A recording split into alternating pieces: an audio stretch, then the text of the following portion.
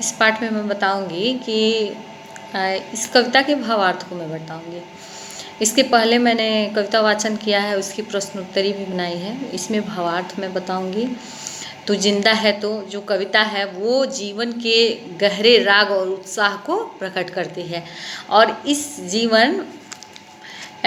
जीवन राग में अतीत के दुखदाई पलों को भुलाकर आशा की किरण और जीत की नई दुनिया में स्वागत करने की प्रेरणा ये कविता हमको देती है और हम इससे प्रेरणा ले सकते हैं। एक नए विश्वास के साथ एक सुखद भविष्य के लिए इससे हम कविता से प्रेरणा ले सकते हैं। तो चलिए हम लोग पढ़ते हैं और इसमें कुछ शब्दार्थ भी हैं जो इस किताब के पीछे भी दिए हुए हैं, लेकिन मैं बीच बीच में बताते भी जाऊंगी कि क्या है। तो जिंदा है तो जिंदगी की जीत में यकीन कर, अगर कहीं है स्वर्ग तो उतार ला जमीन पर।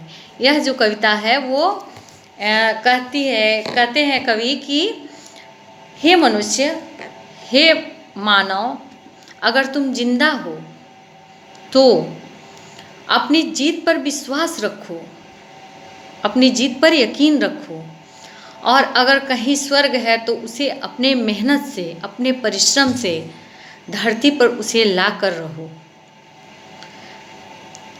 तो उतार कर तुम धरती पर लेकर आओ। ये गम के और 4 दिन, सितम के और 4 दिन, ये दिन भी जाएंगे गुजर गुजर गए 1000 दिन। कभी तो होगी इस चमन पे भी बहार की नज़र, अगर कहीं है स्वर्ग तो उतार ला जमीन पर। कहते हैं कि हमारे दुख के दिन जो होते हैं, सुबह और गम के और 4 दिन, ये गम के जो दुख के दिन होते हैं वो 4 दिन होते हैं। सितम के और 4 दिन, ये गम के दुख के जो दिन होते हैं वो धीरे धीरे गुजर ही जाएंगे, क्योंकि अत्याचारियों का भी अत्याचार बहुत ज़्यादा दिन तक नहीं चलता है। तो ये गम के और 4 दिन, सितम के और 4 दिन, कितने भी अत्याचार कोई करे लेकिन धीरे धीरे वो वक्त जो है, वो समय जो है वो गुजर ही जाता है। तो कभी तो होगी इस चमन पे भी बहार की नज़र। यहाँ चमन मतलब होता है फुलवारी, बहार माने होता है सुंदरता। तो हमारे जीवन में भी कभी जरूर ही सुंदरता आएगी, हमारे जीवन में भी दुखों का नाश होगा और हमारे जीवन में भी खुशियाँ लौट के जरूर आएंगी। ऐसा हे मनुष्य, हे मानव, तुम विश्वास रखो। सुबह और शाम के रंगे हुए गगन को चूम कर, तो सुन जमीन गा रही है कब से झूम झूम कर। तू आ मेरा सिंगार कर, तू आ मुझे हसीन कर, अगर कहीं है स्वर्ग तो उतार ला जमीन पर। सुबह और शाम के एक जैसे रंगे हुए बादल को देखकर, एक जैसे ही बादल रहता है फिर भी उसको देखकर जमीन जो है वो झूम झूम कर गाती है। तो हे मानव, तुम ऐसा बनो कि तुम आकर मेरा श्रृंगार करो और तुम मुझे आनंदित करो। तुम अपने परिश्रम से, अपने मेहनत से मुझे ही स्वर्ग बनाकर मुझे आनंदित करो। अब है, 1000 भेष धर के आई मौत तेरे द्वार पर, मगर तुझे न छल सकी चली गई वो हार कर।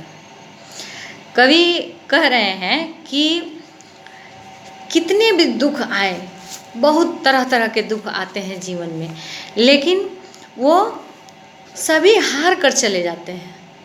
अगर मनुष्य कर्तव्यनिष्ठ है, दृढ़ निश्चयी है, तो वो सभी हार कर चले जाते हैं। और नई सुबह के संग सदा तुझे मिली नई उम्र, और हर जो सुबह है वो हमको एक नया उम्र प्रदान करती है, नया उम्र देती है। तो इसलिए तुम जिंदा हो तो धरती को स्वर्ग बना दो, धरती को स्वर्ग के रूप में अपने परिश्रम से बनाने की कोशिश करो।